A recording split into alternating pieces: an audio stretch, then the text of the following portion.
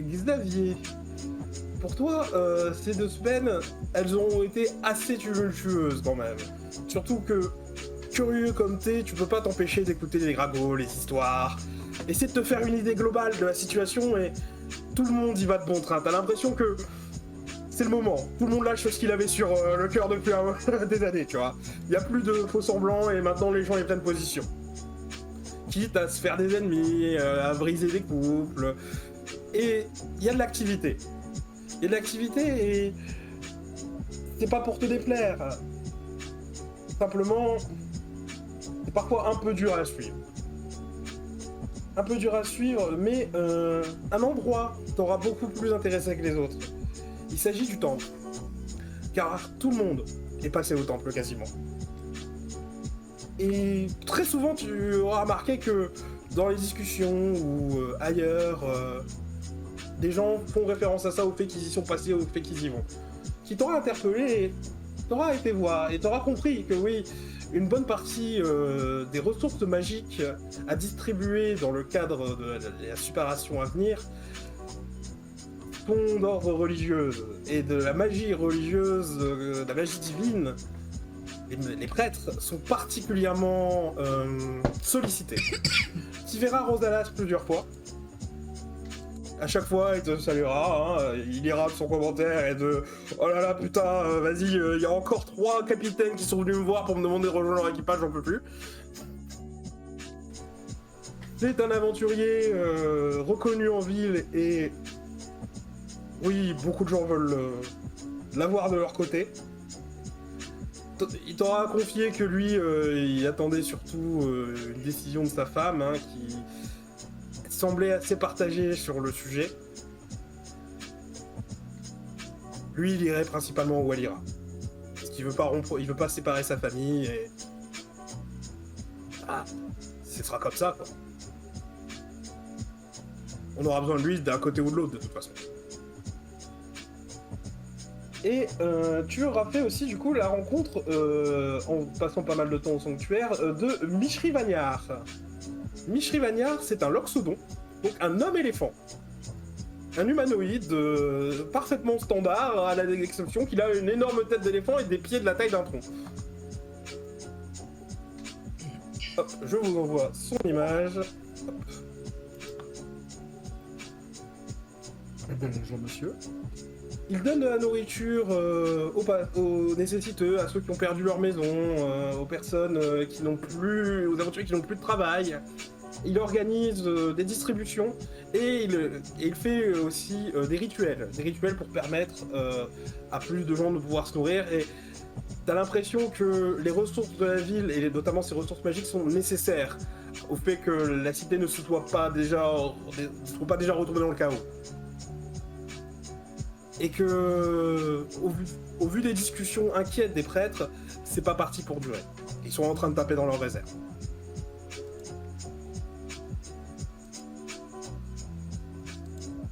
Toi, Xavier, au niveau des changements que tu auras pu observer pendant ces 2 semaines, tu auras remarqué que les choses autour de toi te paraissent plus évidente, plus claire. Notamment à propos de ton corps, tu commences à t'y faire et t'es capable désormais de lui donner une apparence similaire à des choses que tu es capable de ressentir, que tu aurais pu ressentir autrefois dans ta chair. Donc, une apparence plus humanoïde, c'est désormais possible, si tu le souhaites, mais c'est pas quelque chose de reposant, c'est quelque chose de conscient et c'est comme un effort que tu dois maintenir tout du long. Imagine-toi un genre de gainage, tu vois, pour garder le dos droit. Ça ressemble à ça. Mais t'es plus confiant dans ta capacité à interagir sans effrayer les gens. Et à passer pour une créature de type monstrueuse.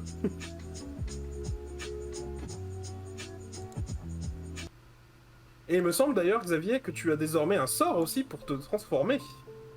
Et prendre l'apparence de quelqu'un d'autre, potentiellement. C'est exact.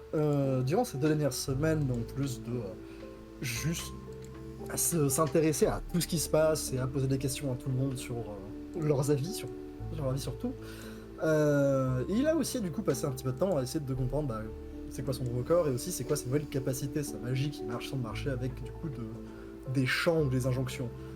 Et il a réussi du coup à apprendre un nouveau sort. Il a pris le sort déguisement, qui lui permet de changer son apparence uniquement visuellement, pour prendre l'apparence d'un autre humanoïde d'aspect tout à fait moyen.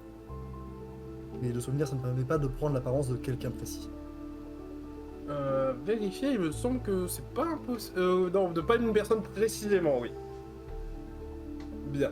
Est-ce que tu auras eu des questions. Est-ce que tu auras eu la curiosité de poser des questions sur l'origine de cette magie que tu es capable de manipuler au temple? Alors absolument, il leur a posé plein de questions sur ce monde, les différents peuples, la magie, qu'est-ce que c'est, comment ça marche, comment lui il marche.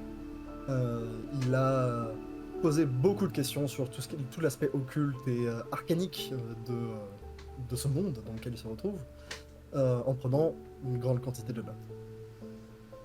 Alors, tu auras pu réunir pas mal d'informations à ces sujets. Je vais te demander un petit test d'investigation basé sur ton charisme. Investigation basée sur le charisme, très très bien. Alors, c'est basiquement... Ok. Je vais lancer intimidation parce que du coup ce serait le score que j'aurais si c'était basé sur le charisme. Ok, vas-y. 11. C'est pas fifou, mais t'auras quand même pas mal de réponses à beaucoup de tes questions. Par contre, les réponses que tu auras à tes questions vont apporter plus de questions. Parfait. Et sur ce que tu auras appris et ce que tu auras compris, c'est notamment que la magie que tu utilises toi, elle ne vient pas spécialement d'une divinité à proprement parler, elle vient de plusieurs divinités. Il s'agit des muses. Ce sont les muses qui insufflent la magie des bardes. La magie de l'art, et qui permettent, par d'autres moyens, par le moyen de l'expression pure et la représentation artistique, d'essayer de faire passer des choses dans le mécanisme arcanique du monde. C'est à mi-chemin entre l'arcane et la magie divine propre. C'est une discipline qui n'appartient qu'à ces personnes, et les élus en sont relativement rares, car les études sont difficiles et assez exigeantes. T'as l'impression d'avoir mis les pieds dans un nouveau domaine où il va falloir que tu fasses appel à des talents que tu n'as pas utilisés depuis des années. Et peut-être même à te reconnecter à des choses que tu avais peut-être oubliées. En tout cas, ça te parle de sensibilité, ça te parle de représentation et de sentiment vis-à-vis de l'objet que tu essayes d'altérer. Et surtout dépendamment de quelle magie tu veux utiliser. Car tous les conduits émotionnels ne sont pas bons pour telle ou telle magie. Et ça demande une certaine discipline de savoir projeter cette chose. On sera entré dans quelques détails techniques de type ce sort-là, tu peux le faire qu'avec telle et telle composante et autres.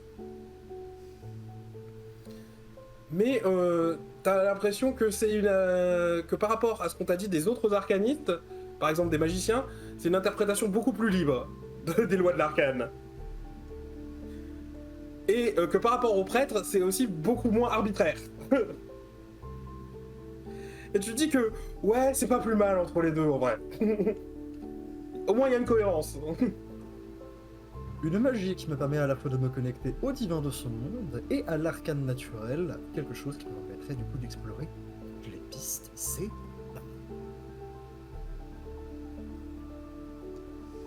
Bien. Et dis-moi, vis-à-vis de la situation politique et des enjeux présents, tout ce que tu auras pu recueillir, notamment les informations que j'ai déjà données aux autres et en contexte, qu'est-ce que Xavier pensera de sa place dans tout ça?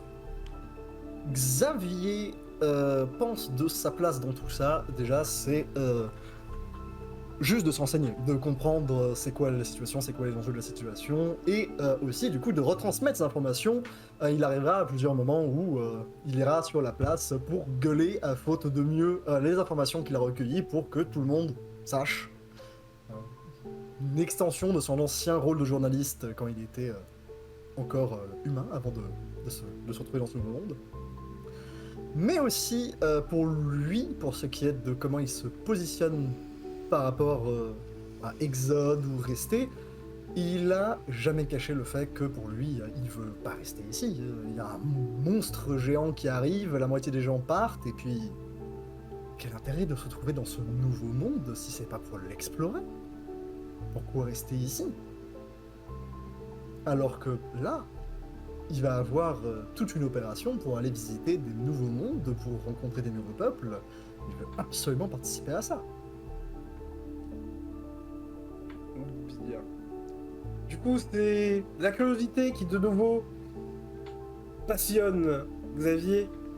Et ce souffle d'aventure qui se répand un peu dans une partie de la population, t'arrives à rentrer en synchronisation avec. Et tu rencontreras pas mal de gens aussi qui, du coup, un peu désespérés et désabusés de ce qui était avant, pensent que oui, ils auront plus de chance ailleurs. Et que autrefois, ils arrivaient à se débrouiller en allant de monde en monde avec des téléporteurs. Maintenant, c'est juste qu'ils vont devoir s'y prendre différemment. Ça change rien. Ça va probablement changer les choses, tu te dis, mais ils ont l'air d'être capables de s'adapter. Non, et puis bon, tant que je suis à Tal-Larambar, autant en profiter pour cataloguer un maximum de leur histoire et de comment ils perçoivent leur avenir aussi par rapport aux ressources qui vont leur rester, parce que peut-être que, ça se trouve, ce que j'écris sur eux, ce sera parmi les dernières traces qu'on aura d'eux. Ce serait con d'oublier ça. Fais-moi un petit... Est-ce que tu essaies d'être discret quand tu prends des notes et que tu analyses un petit peu ce qu'il y a autour de toi? Oh Est-ce que tu essaies de garder ça pour toi, tes recherches, ou est-ce que tu les partages directement? Ah, si qui que ce soit vient lui demander, il sera ravi de partager ses recherches et de même de travailler avec d'autres personnes pour en apprendre le plus possible et pour partager ce savoir. Il garde pas ça pour lui, loin de là. Ok. Du coup, tu auras été mis en contact avec quelqu'un. Assez vite, ça aura été un type un peu baraqué, qui porte une longue cape noire, avec en dessous un pourpoint de cuir marron. Il ressemble un peu à un orc, mais pas complètement. Pas comme Rima. Vraiment, il a des features plus... Enfin, il a des caractéristiques très humaines dans son visage. Et il t'aura emmené dans une auberge, au premier étage, où il y a un genre de bureau. Un bureau où plusieurs personnes travaillent sur des documents. Et sur le plus gros bureau, devant la fenêtre, il y a une femme dont seule la chevelure émerge d'une pile de documents. Et c'est un joli afro, hein, semi-afro. Hop, tu vas avoir le portrait de Tikidanke Oboro, qui va se présenter à toi. Ah, ouais, à chaque fois il m'envoie plus. Voilà. Elle s'est présentée sous quel nom? Tikidanke Oboro. Comment est-ce que tu fais ça? Je vais te l'orthographier. Merci. Moi, je pense qu'il joue au Scrabble avec des lettres au hasard pour choisir les noms des personnes. Je serais pas surpris. Bien. Et cette femme, c'est vous le gars qui prend des notes surtout? Oui, c'est moi. Bien le bonjour. Je range son carnet. C'est dans la main slime qui va contracter pour vraiment former une vraie main que tu peux saisir. Xavier Hems, journaliste. Je suis nouveau en ville. Je fais partie des derniers arrivés. Du coup, je continue. Je suis pas vraiment journaliste, mais j'étais journaliste et du coup, je continue de m'enseigner sur ce monde. Ah, super. Du coup, vous allez faire de la collecte de données, vous savez faire des interviews. Absolument, absolument. Génial. 10 pièces d'argent par jour. On a besoin que vous fassiez remplir ça à autant de personnes. Elle se quoi, ça une pile de documents d'environ une centaine de fiches de recensement. Ah Du coup, ça me dérange si je commence par la remplir pour moi. Non, non, du tout, du tout. En plus, comme ça va pas être à expliquer aux gens de comment le faire. Et du coup, bah, il va remplir le document de recensement pour lui-même. Désolé, hein, c'est juste que on manque de bras et vous avez l'air de vous y connaître un petit peu. Vous avez déjà travaillé dans l'administration?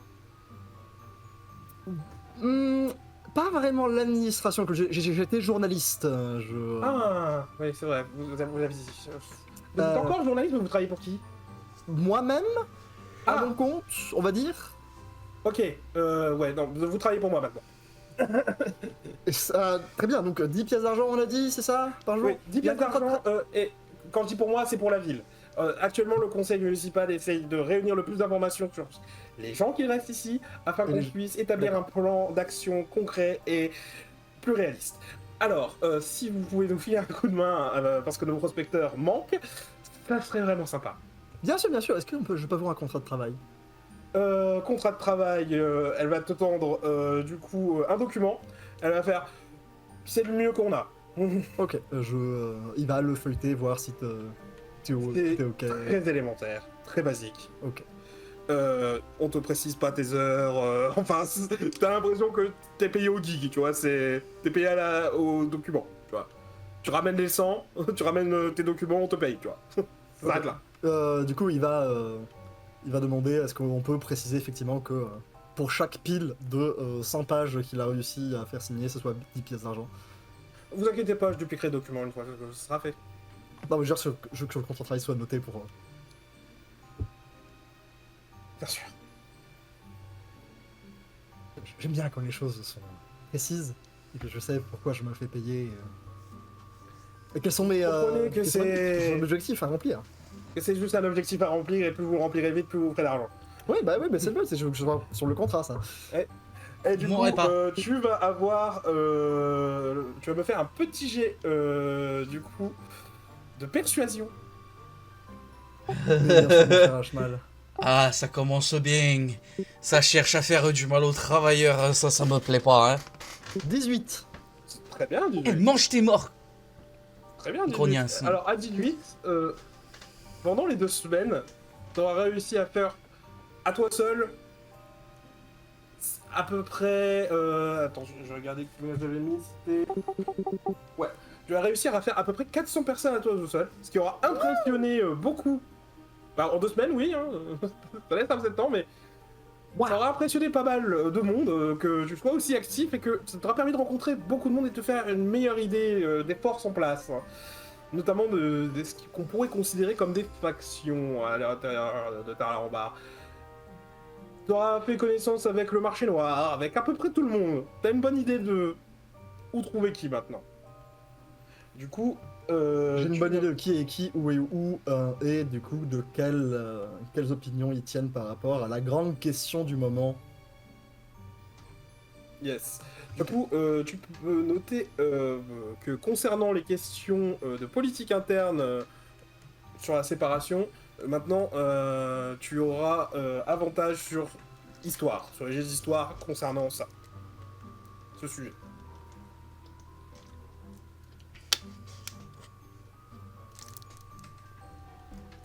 Bah nice, merci. Ah, c'est temporaire, mais c'est utile. Bien. Est-ce que tu auras autre chose à faire pendant ce temps-là? Alors je pense que ça va me prendre un paquet de temps. Ouais, ça va te prendre un paquet de temps. Je vais parler à un paquet de monde, je vais apprendre un paquet de choses, en plus de me renseigner sur les différentes factions, faire moi-même mon travail de journaliste pour moi-même, d'aller crier sur les places en mode « Hey, il s'est passé ça, il y a tel groupe politique qui ont fait telle déclaration par rapport à tel truc. N'oublie pas, venez vous recenser, là, le bureau il est là, là. »